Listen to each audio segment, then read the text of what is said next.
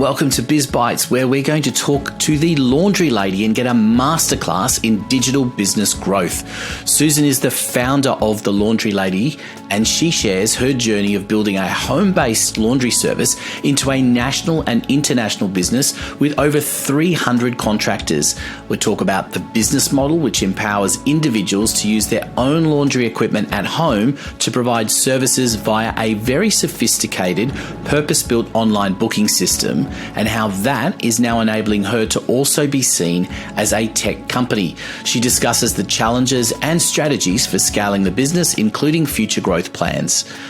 There's also her appearance on Shark Tank, where she secured the largest investment in the show's Australian history. There are so many more insights, and what a great story she shares. Check out this little teaser of what's to come. Where has AI come into it for you?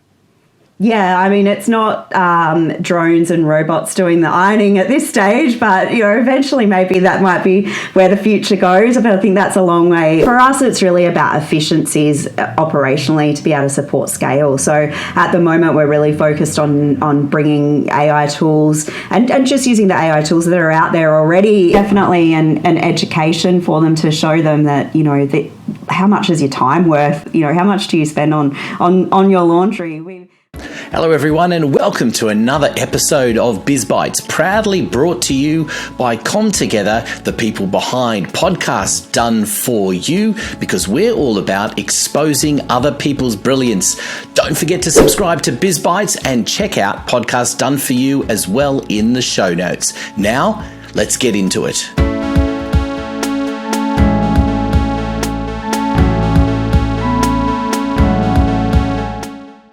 Well, hello everyone, and welcome to another episode of 𝗰𝗀𝘀𝘀𝗀𝗀, and we've got a really interesting guest today. The Laundry Lady has built this amazing business that I think we've got a lot to learn from, going from working from home, being a mum, to building a business on her own, to building something that is now a national and international scale, I believe. So we've got a lot to learn from Susan. So welcome to the 𝗰𝗀𝘀𝘀𝗀𝗀 program. Thank you for having me. I'm very excited to be here. Look, I suppose that, normally with guests, what I do is say to them, introduce your business. It's kind of obvious, but I think it's obvious on a base level, but it's much bigger than the base level perhaps would suggest. So how would you introduce your business? Yeah, well, look, obviously we are a laundry service, so at the base level we get your washing and ironing done, but we are a lot more than that. So some people compare us to being the Uber for laundry, which is a nice, simple way to explain it. But we are a national laundry service, so we are come and pick up your ironing or washing right from your door, bring it back to you normally the next day, and we deliver that through a team of 300 and growing by the day. Independent contractors. So our laundry ladies and lads, they all work from their own homes. So they're building a profitable and sustainable business with us, and 90% of them are women, which we're super proud of, that we're helping them to create this flexible work from home business model. And it's all online booking. So, like all of the ride shares and everything that you love to do online now, that's how we've really grown our business. So you go onto the website, you type in your suburb and book online, and you'll see all the available laundry ladies and lads in your area that can come and pick up your laundry and help you save time, because we all have it and it's never ending. So that's really our vision for our business, is helping people save time. Okay. Well, there is so much to talk about in this as well. So let's talk about the model firstly, because this is the interesting thing, isn't it? I mean, you reference Uber there, and I suppose that is the starting framework for a number of businesses that have now developed, is that you're using your existing infrastructure. So this is not about creating laundromats, physical locations, is it? This is quite different. That's right. And so it's really about empowering people who are working from home to use their own equipment. So using their own washing machines and dryers that they already have, and making money out of that for our contractors, using their own cars and going and picking that up. So we are creating that service within a domestic environment, but we do service a really broad range of customers, so business and residential customers. And you might think there's lots of different laundry services out there, but actually there's not a lot of services that do this kind of low to mid volume space. So there is a lot of providers in that really big size of laundry space, like the big commercial guys who'll go and do the hotels and things like that. Obviously we're not going to do that from our home laundries, but in the low to mid volume space there's actually a huge number of customers that fit into that space, and the big guys don't want to service them. So that's places like beauty salons and medical clinics and Airbnbs, through to busy families and NDIS customers, aged care, and lots more. It's really helping our contractors put their washing machine to good use. Yeah, and I was going to say, how do you? There obviously are still laundromats and still some services around that do ironing and washing for you. Not as many, perhaps, as there might have used to have been. But do you find yourself you're competing with those services? Because they would have significantly large, even though they might be servicing local people, they're still they would have bigger equipment and bigger facilities. So how do you compete with that? Yeah, actually, we actually have a lot of laundromats who are our contractors as well. So, majority will work from home, but we have some who run a laundromat and want to, just add more value to their services that they provide there.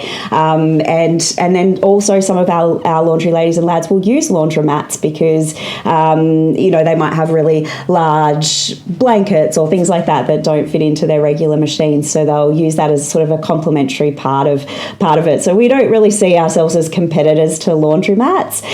Really, it's a complementary part of the service, and we love to work with local laundromats as well to be able to deliver even more services.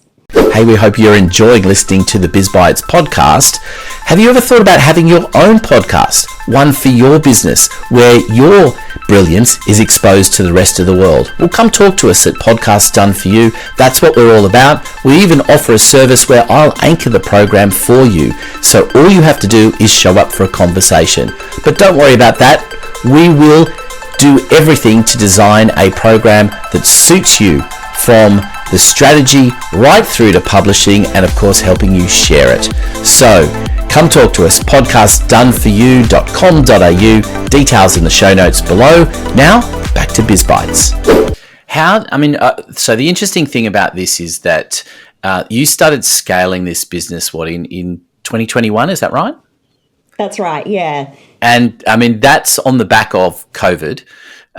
When people are at home. So it's almost counterintuitive to have a service that does this for you when there are more people spending time at home. So first, I suppose the first thing is just how did COVID actually impact that decision? I gather you were working towards that prior to COVID happening anyway, but how did all of that impact? So I actually started it back in 2012, and I was the original laundry lady and just doing laundry services in my local area, which is when I really learned about the business and what could work and how scheduling could work and all of those sorts of things. Due to life and other commitments, I sort of had to return to work full time, and it was really hard and I'm sure a lot of people who are starting out a business, I can understand this, you get kind of stuck working in the business or you get stuck working, full time in another job, and it's really hard to make that leap to leave the job because you need the income and commit to the business. And that was certainly where I was at for many years in the lead up to COVID. And I always said, I had this model in place. I had about 10 contractors, working with us, but I just, was trying to juggle that with working full time. And so when COVID hit, it really was a little bit of a dream come true for me in a lot of ways, because, you know, there were lots of different government handouts in that time. There was JobKeeper, there was, you know, all sorts of things which really gave me the 6-month runway that I needed in the business to be able to come back to it full time and really commit to growing it, you know, without having that full-time income at the same time. And so that's what happened. So I committed to the business and almost restarted it in a way after COVID, and started to grow it. And so my first plan was to launch into Melbourne, because I thought there was not so many lockdowns in Melbourne, which was obviously very ill-informed, because they had the longest lockdowns in the world. But we started in Melbourne, and so laundry is an essential service. It still continues, and obviously there were some customers who weren't, you know, operating during that time, like beauty salons, for example. So we didn't have those types of customers. But there's a lot of people who physically or mentally can't do their laundry. You know, for example, our NDIS customers who absolutely need to have services, and residential customers as well. You know, a lot of people were working from home during that period, and even though you think, oh, I've got time to get my washing done, sometimes you just don't. On top of trying to homeschool and do all the other things. So, you know, there really is no shortage of laundry. Like, obviously we all have it, and a lot of businesses have it as well. So, you know, there is a real never-ending and recurring nature of our business model. So it was certainly slower growth right in that COVID period, when we were in lockdowns and things like that. But as we started to open up again, you know, it was super busy, and you know, and that was really, you know, a period of rapid growth for us. Yeah, I can imagine it was. And I mean, it's opportunistic to do that, because I think on the one hand, while COVID sort of seems like a strange place to start with a business that is working from home, on the other hand, the one thing that happened as a result of COVID, more and more people are working from home. So this provides an opportunity to, whether it's a side business or an additional business. And I gather, tell me a little bit about the kinds of people that have taken up the opportunity to work with you. Yeah, we certainly made working from home cool way before COVID with our business model. But, you know, people are really focused on having that kind of flexibility and being able to work from home. A lot of people who join us, you know, really resonate with my story of why I started, which was because I was a new mum and I'd left my corporate career, and I just didn't want to be juggling that type of work as well as being a new mum, and, you know, missing all the things at school and not being able to go to my son's sports days and all of those sorts of things. And so that was why I started, and a lot of our laundry ladies and lads join us for that same flexibility, whether it's, you know, to be there with their kids, or whether it's to, you know, look after elderly parents, or, you know, it might be husband and wives who want to be able to work from home and work together. So not, as I said before, 90% of our laundry ladies and lads are women, which we're really proud to be able to support a lot of women who, you know, might be starting a business for the first time, or working from home for the first time, or returning to work for the first time after having kids, and to be able to give them what's not just a flexible business. I guess we're quite different to gig economy like Uber and ride shares and Airtasker, because we have a very recurring and sustainable model within our business, because laundry never ends. So, you know, our contractors are really getting a very sustainable level of income once they build to that level. So, you know, they're getting that repeat business every week or fortnight that brings to that. So, yeah. I think it is a really interesting thing, because that's exactly it, isn't it? That it's the recurring income which is going to create the biggest attraction for people. And so tell me, the model itself, how did that come about? Because, as you said, you were doing this on your own, so you had a business servicing your local area. What led you to start thinking this could be bigger, and how do you even go about doing that? I actually, when I very first had the idea for the business, it was always my vision right from the start that it would be a scalable business. Back then, I thought it would be a franchise model because that's what I knew. I knew, lots about franchise models. Things like independent contractor models was sort of only just starting. Uber was only really just starting around that time as well. And so I went off to a franchise expert, and they told me it would cost probably around $200,000 to start setting up a franchise model. And I had no money at all. I was a single mum. I didn't have any income, any investment to be able to put into the growing of the business. So I had to really get smart and find a way that I could do it without that investment. And so and obviously Uber was starting at that time, and also I was a Thermomix consultant at that time. So two different independent contractor models, but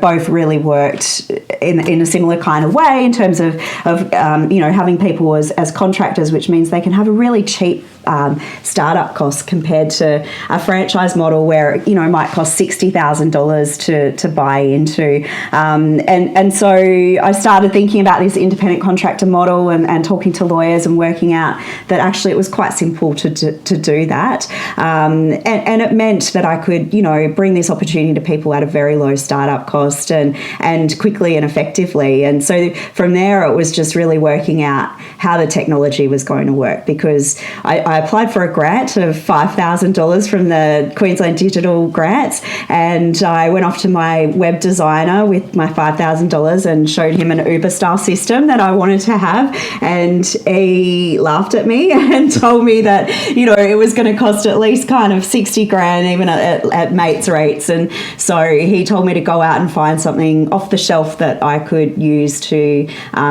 build what I wanted to do. And so that's basically what I did from that point.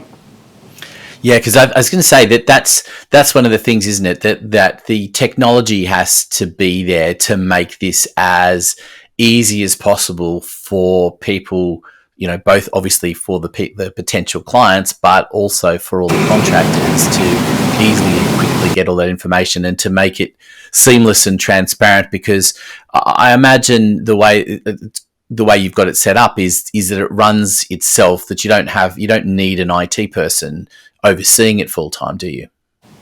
So we started with this kind of off-the-shelf system that was built for salons, which was a booking platform, and connected that to a whole lot of different programs to be able to run the business. But we really outgrew that a couple of years ago as we were scaling, and we always knew that would happen. But it costs a lot of money to get the tech created. But we now have our own technology platform that we've created and spent quite a lot of time and resources to build that and to build it custom made for all of the different aspects of our business. So it's an online marketplace, but it's also an enterprise resource planning system that manages every part of the contractor's journey as well as the customer's journey. So that's taken us a really long time to get to the point of having our own technology. But now that we have that, to be able to support our future scaling plans, we'll be absolutely investing huge amounts of money into that technology to put AI into it and all sorts of things to make it, really, really be able to support that fast scale that we're planning to do. So talk to me about that platform. I mean, what does it need to do outside of the obvious, which is okay, I'm coming on as a client, I've got some washing, potentially some ironing to do, here's my address, someone's going to come and pick it up on this day and deliver it back, and this is what the price is. That's the obvious part of it. But I imagine there's a lot more happening on the back end, particularly for the contractors to learn the business and manage their part as well, because that would be, you've got to manage that as well, don't you? Because if they're working from home and they've got, I imagine, like one or sometimes two washing machines, I guess, if they scale, it's how do you actually manage to do that? Because if suddenly you've got 10 people that want their washing done today and they've all got, two bags, suddenly you might be in a bit of trouble trying to do that at home by yourself. Yeah, that's right. And so it is so much more than just a booking and scheduling platform, but even the booking and scheduling part of it has incredibly advanced technology behind that within the algorithms that are managing that. So all of our contractors can set their own schedules and times that they will do their pickups. So when you go to the website and you type in your suburb and you see who's available there, that'll be looking at, their availability in terms of when they can do pickups. It'll be looking at things like their capacity around how much they can do within those pickups, as well as looking at what actual areas each of them service, because it can be different for all of them. So we really work with our contractors to make sure that they, are operating in an area that suits them, that's close to their house and home, as well as, that's going to get them customers. So that's kind of the easy part, but also has some very complex behind it. But then it manages every part of, our contractors' business, so journey. So there's an app that the contractors sign into, which they see all of their bookings. They see a dashboard which manages all of their workflow. It also has real-time messages. So you'll get a message to tell you your ironing is on its way, or we're coming to pick you up. Those types of things, through to invoicing and payments. And our payments model is super sophisticated in terms of being able to support different payment options for businesses and for NDIS, which have really complex invoicing requirements. And then it also manages other parts of their business, so their commission payments, which there was actually no tools on the marketplace that we could manage our commissions. So just moving into that system now has saved us in our head office 3 days a week in terms of actually creating our commissions compared to how we had to do that before. And also, some great tools like energy management. So we've got a connection to energy monitoring devices in contractors' homes, where they can see how much their laundry appliances are using in terms of energy. They can measure, the cost of that, which helps them with their tax as well. And it's really, a management tool for every single stage of their business. And then for head office as well, it's a really important tool for us, because we, use a lot of the data that's in there to be able to manage how we market and, where we put our paid advertising and all of those types of things, through to, looking for efficiencies and help and supporting our contractors. So it's quite an extensive, advanced technology system that, has taken a lot of time to build, and we will definitely be, enhancing that a lot more in the years to come. I think that's this. It's amazing, really, what when you start unpacking it and thinking about all of these things, what all the options are of things that you have to do with it. It's. I suppose it starts going into, do you start offering deals as far as electricity is concerned, because you've got. So how many individual operators have you got now? Yeah, so we've got about 300. We've got 9 in New Zealand, and the rest are all throughout Australia, so in city and regional areas. And yeah, there's lots of things that we provide them with supplies, so things like laundry liquids and bags and things like that. And, we can get data from that system to tell us how many washing loads they're doing, so we know, how much detergent we need to order and those types of things. As we get more volume in our team, we'll certainly be able to bring a lot more benefits to our team around things like fuel or energy discounts, and we certainly have a lot of those kinds of things in place now with insurance and things like that. Yeah, I can imagine. And so talk to me about the AI part as well, because I'm fascinated at how you envisage AI coming into, because on the face of it, you think, wow, you're doing people's laundry. Where is AI come into it for you? Yeah, I mean, it's not drones and robots doing the ironing at this stage, but, eventually maybe that might be where the future goes. But I think that's a long way off. For us, it's really about efficiencies operationally to be able to support scale. So at the moment, we're really focused on bringing AI tools and just using the AI tools that are out there already in a lot of cases to, manage our customer service much more efficiently. Things like chatbots chatbots are a really great tool in being able to do that, and we'll be launching our chatbot very, very soon. And AI tools around reporting, again, which there's lots of things, you know, that you can use already around that. Where we'll really be building our own AI technology into our system is really around the sophistication of that location and capacity management of you know, our service providers, you know, making sure that we've got enough supply to meet demand, all of those kinds of things. That's where we'll really be building some of those AI tools in that to streamline that.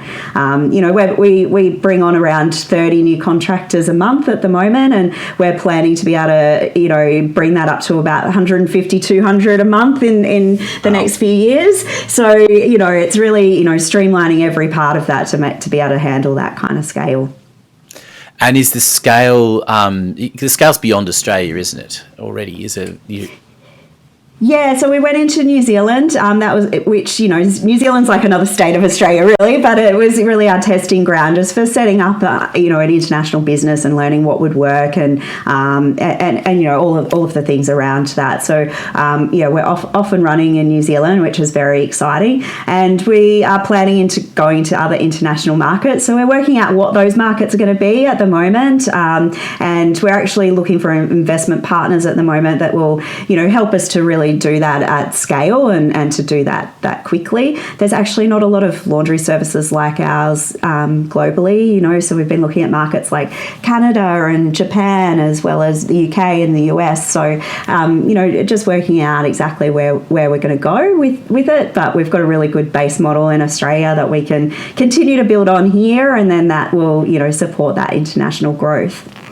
I think it's going to be fascinating to watch, you know, from a real estate point of view, where things go, because with real estate becoming more and more expensive and people wanting to maximize living space and things, laundry represents you know, can be, I'm saying an intrusion, but it is a part of, particularly if you're living in an apartment, can be, you know, a significant part of square footage sometimes. Even if it is put into a cupboard, you're losing cupboard space for other things.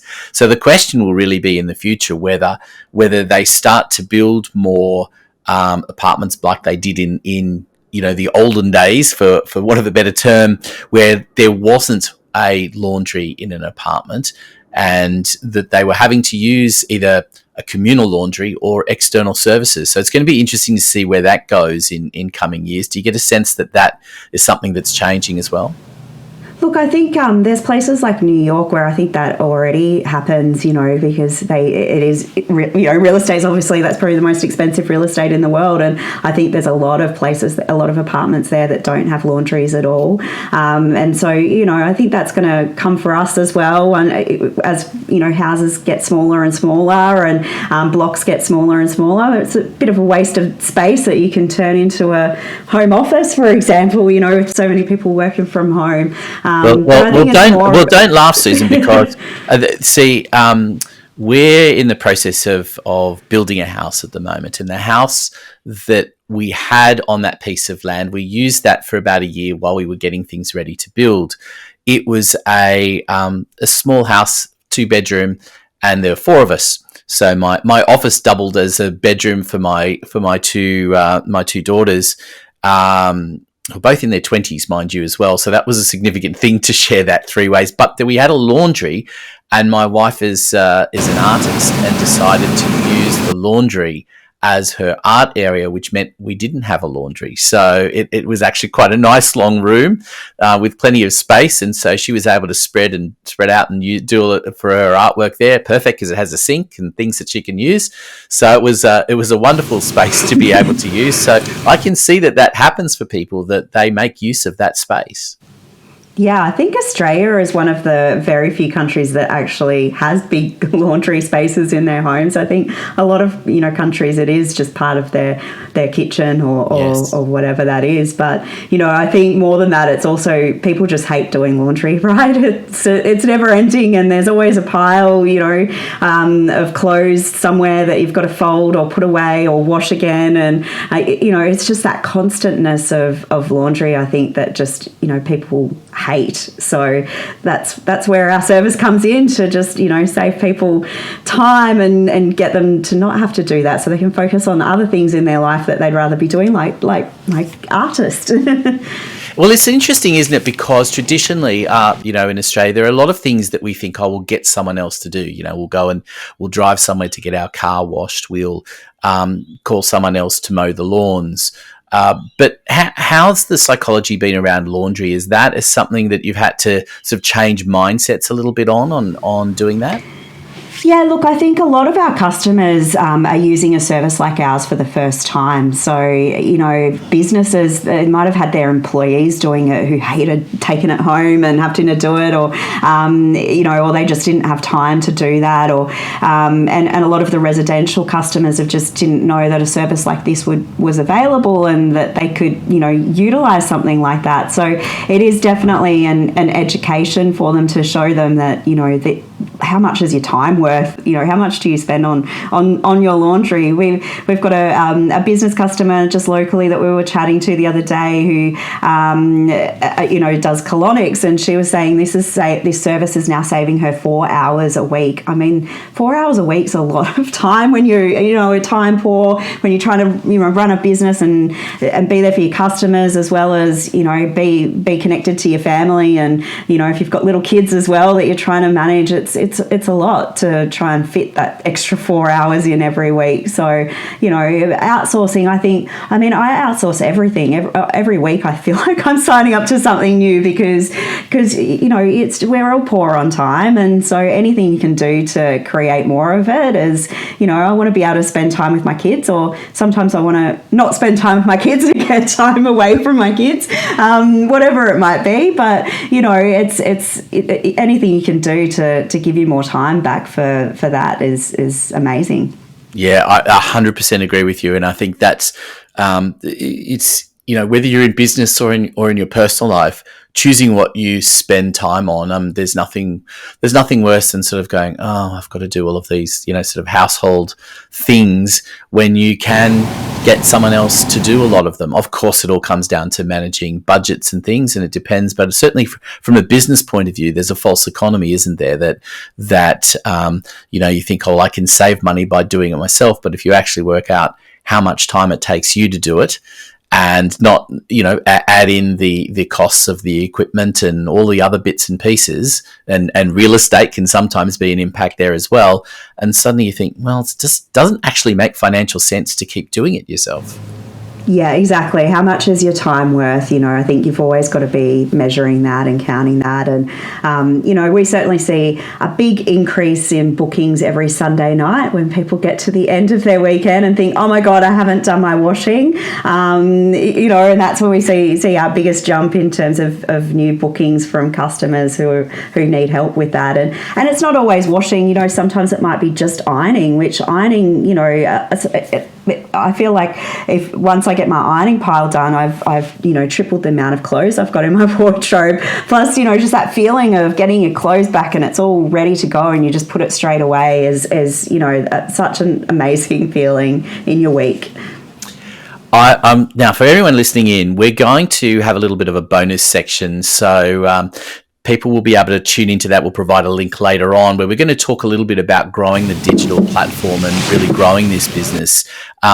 So stay tuned for that. But right now, I wanted to go back a little bit, and I know you touched on your corporate background, but give me a little bit of a sense of you, where it all began. Were you an entrepreneur? Was that the budding thing that you wanted to be when you were coming out of school? Like, what was the dream at that point, and what was the career path?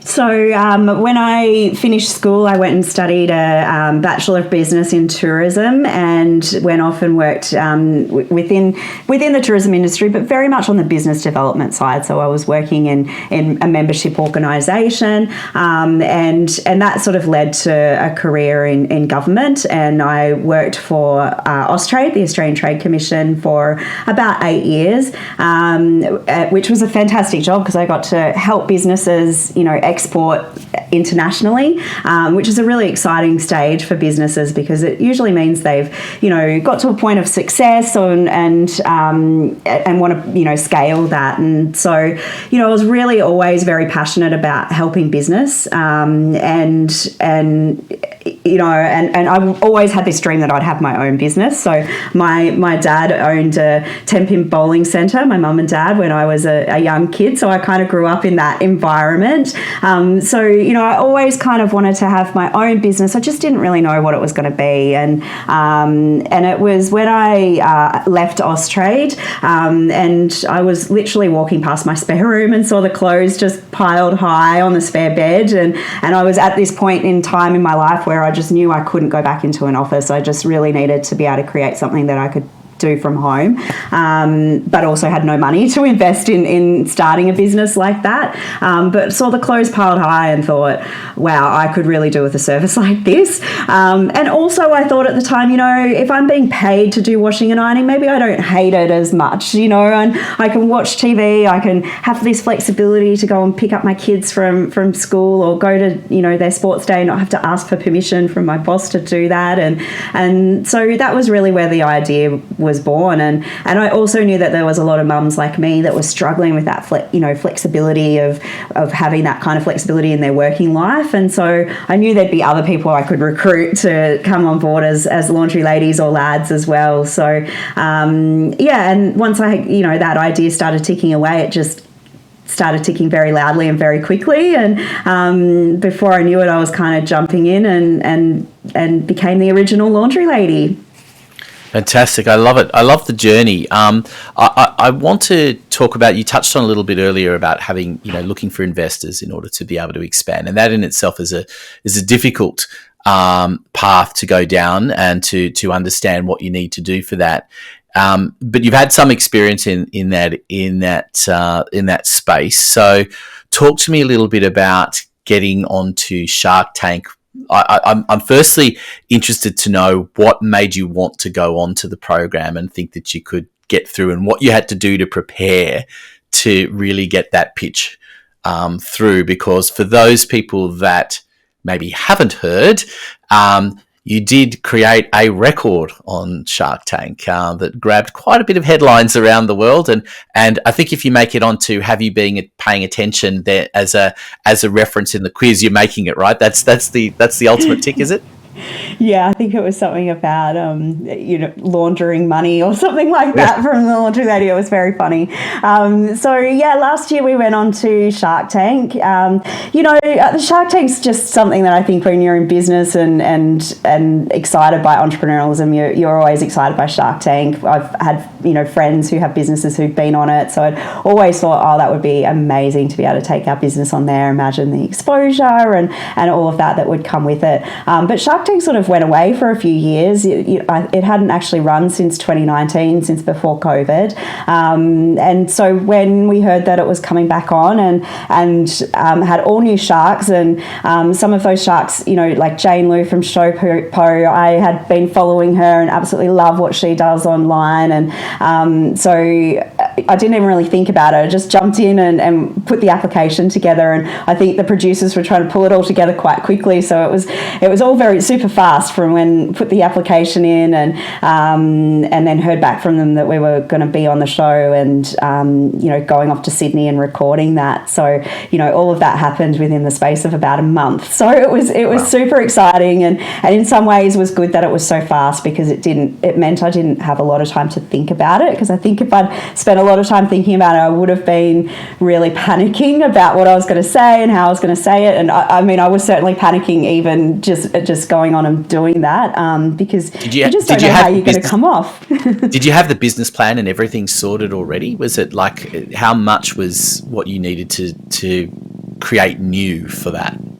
So, I mean, this was only last year. So we were already our business was already sort of doing around 3 million in turnover. So, I really knew the business and I knew what worked and I knew our numbers and all of those kinds of things. And I've, pitched at things like, particularly in business awards programs and stuff like that, where you were answering questions to judges about your business. So I felt really comfortable going in and talking about the business. The most terrifying part is the pitch. So you've got to do a 2 to 3 minute pitch, and you've got to do it all in one take, because if you don't, then they'll play that on TV. So that was the most terrifying part for me. Even though I know the business really well, I wanted to say it perfectly, and just being able to remember that and go on there and do that. But I think once I got past them playing the music and all the background stuff and getting out there, I kind of almost forgot that the cameras were there, and really relaxed into just telling these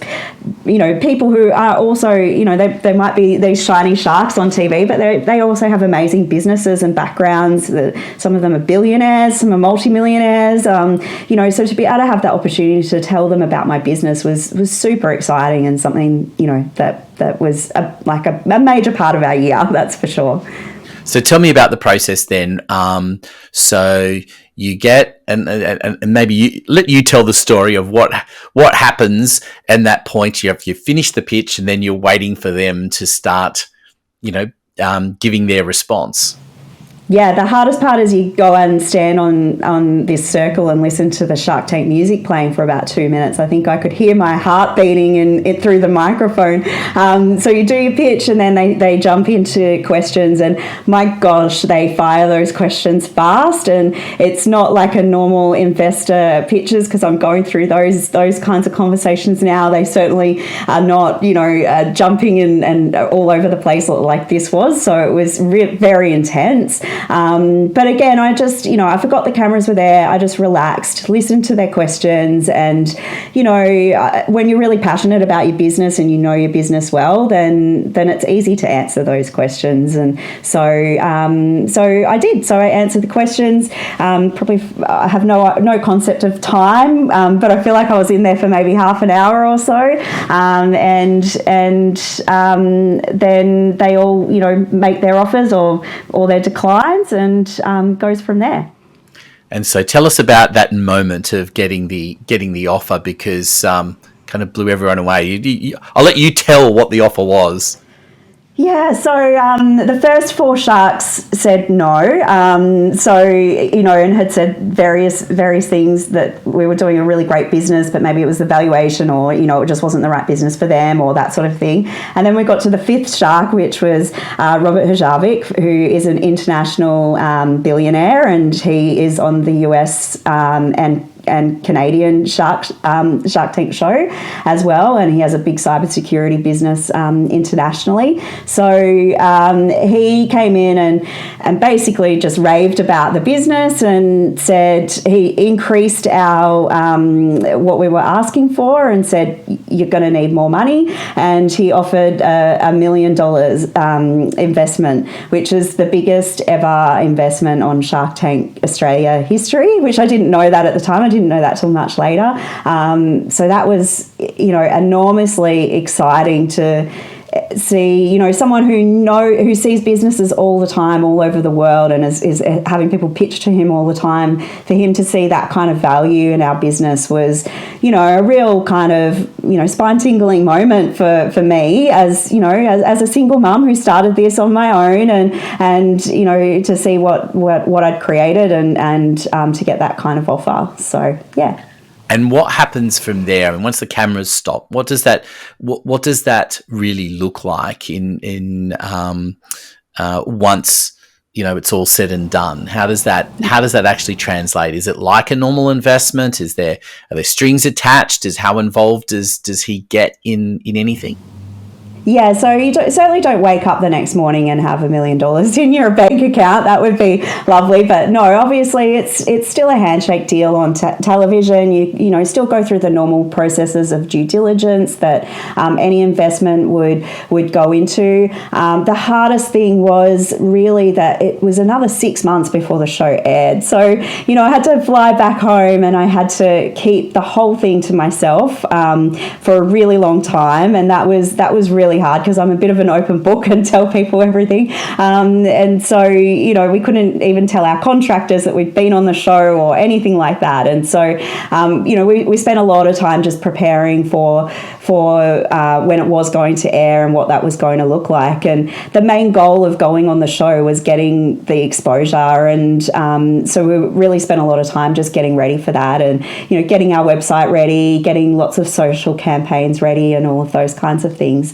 And then when it did air, despite the fact that we'd spent a long time getting all of those things ready, a lot of things fell apart. So our website crashed, and our website crashed continually for about 5 days. So we had done everything that Amazon had told us to do to be ready for the traffic, but there were bursts and all kinds of things happening that the website just couldn't handle. And this is our main platform that everyone has to book through. So it's not just for new customers, it's also for our existing customers.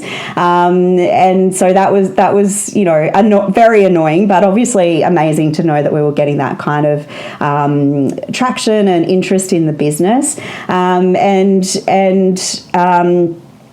And then our Facebook account got hacked, which didn't happen immediately after Shark Tank, but it happened fairly quickly after Shark Tank. So it may have or may not have had something to do with it. We don't know. But if anyone's had their Facebook account hacked, we've had it happen a couple of times, not just from Shark Tank, but earlier than that as well. It's a bit of a monster to try and deal with the Facebook robot to try and get it resolved, and that's a main driver of our business. So of new customers to our business, and obviously we also had all of these new campaigns ready centered around Shark Tank. So that was really frustrating and took us several months really to resolve and get on top of.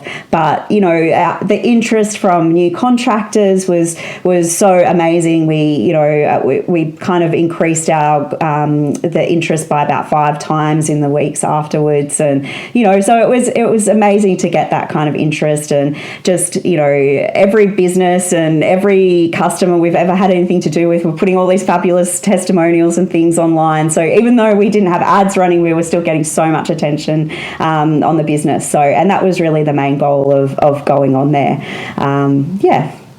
Fantastic. Well, look, we're going to talk a little bit more about growing digitally in our bonus content in a moment. I guess I just wanted to finish up with asking you about what is driving at the moment for people to want to be in contact with you, both from becoming a contractor and also wanting to use your services. What is the primary driver at the moment? Yeah, look, certainly we have a big reliance on digital advertising, be that paid advertising or organic as well. I think one really supports the other, so it's important to do both. And we also, really focus on other media that we can use. So things like coming on podcasts, and we go into lots of awards programs, and go along to a lot of different events and things like that as well. And obviously, go on Shark Tank and things like that. I think, when you're in business, you've got to not be shy. You've got to go out and talk about your business wherever you can, because you never know where you're going to get a customer from. It might not be from where you think it is, from your paid ad. It might be someone listening to this podcast who thinks, I hate my laundry, I'm booking it in right now. So, but we have a really low customer acquisition cost, so we, really focus our ad campaigns very heavily around the locations and some of those things that we were talking about before around the digital system and the data that comes out of that, so that we can really effectively drive customers to the business. Excellent. We're going to talk about that a little bit more in a bonus section in a moment.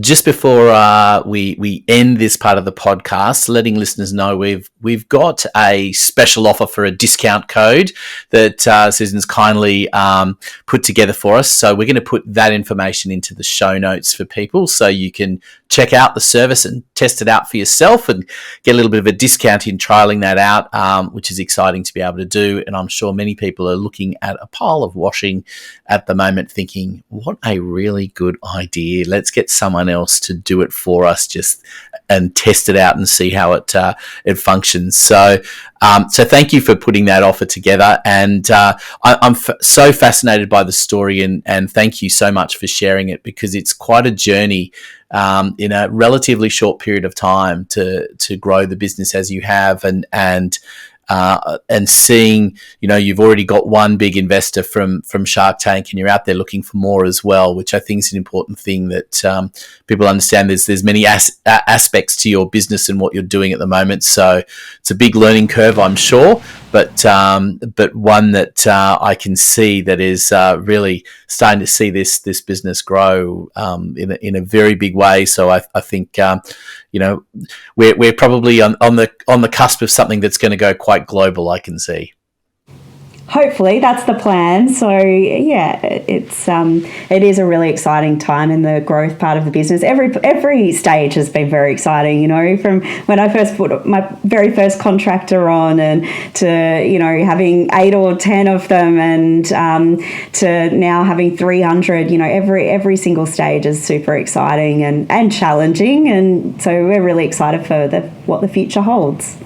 Fantastic. Well, thank you so much for being a wonderful guest on the BizBytes program.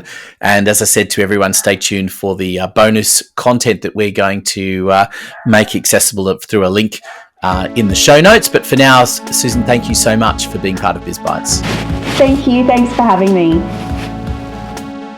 Hey, thanks for listening to BizBytes. We hope you enjoyed the program. Don't forget to hit subscribe so you never miss an episode. BizBytes is proudly brought to you by Podcasts Done For You, the service where we will deliver a podcast for you and expose your brilliance to the world. Contact us today for more information. Details in the show notes. We look forward to your company next time on BizBytes.